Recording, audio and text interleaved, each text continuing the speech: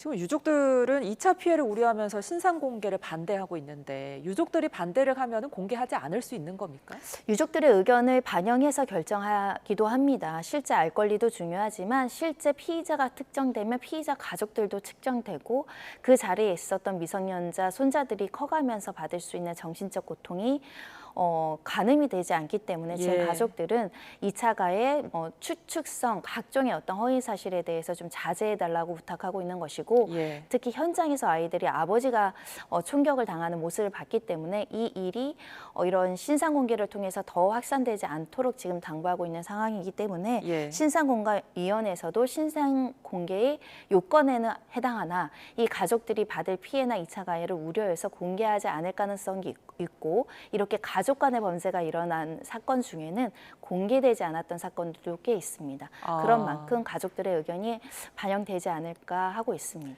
그렇다면 원래 이제 신상 공개 조건은 어떻게 되나요? 일단 중대 범죄이고요. 잔인한 범죄이고 증거도 뚜렷하고 유죄의 어떤 정황도 명확할 뿐만 아니라 이 범죄 예방 효과나 국민들의 알 권리 차원에서 공개 대상인 사건인데 이렇게 관계의 특수성이 있는 사건, 예를 들면 가족 간의 사건이 대표적이고 또 가족 중에 이 사건을 알므로 인해서 정신적인 피해를 입는 미성년자가 있는 경우에는 알 권리보다 이 개인의 어떤 내밀한 사생활이라든가 가족 간의 어떤 명예를 지켜주기 위해서 비공개해왔던 전례도 있거든요.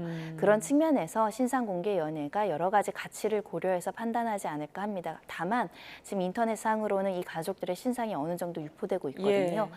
그런데 유가족들이 그것을 염려하고 있습니다. 아이들이 나의 아빠가 죽었는데 그 범죄의 구체적인 경위가 이러하다까지 알게 하고 싶지 않다. 예. 이게 이제 가족들의 바람이기 때문에 충분히 고려해줄 부분도 있지 않을까 합니다. 예.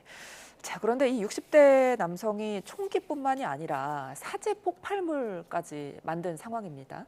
국과수에서 이 폭발물에 대한 폭발력 등을 지금 감정을 하고 있다는데 이 위력에 따라서 최대 사형을 받을 수 있다고요? 네, 폭발물 사용죄는 사형 무기 7년 이상의 징역형에 처해질 정도로 굉장히 중대한 범죄입니다.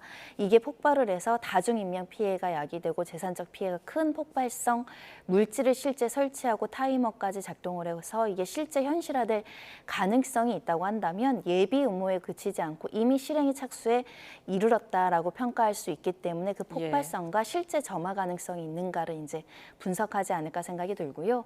이미 불법 사제 총기를 가지고 있는 것도 이 총포 화약류 관련한 법률 위반 사항입니다. 예. 다만 살인죄가 워낙에 양형이 높고 법정형도 높고 하다 보니 이 죄가 추가된다고 하더라도 중형은 불가피하지만 이 죄가 이미 미수에 그칠 정도로 중대하게 위험성이 발현이 된 상황이라고 한다면 중형을 피하기는 어렵고 이런 경우 무기징역형까지 나올 수 있는 사건으로 보입니다.